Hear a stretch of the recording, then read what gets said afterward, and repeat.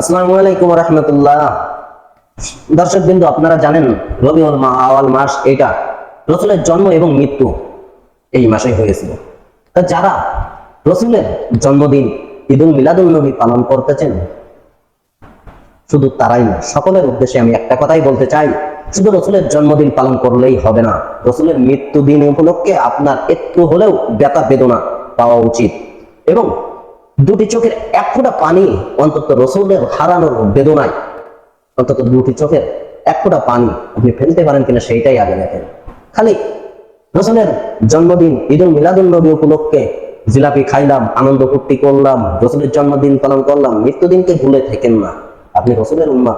তাই আমি বলতে চাই, অবশ্যই শুধু জন্মদিন নয়, মৃত্যুদিনের ব্যথার ব্যতীত আপনিও হন।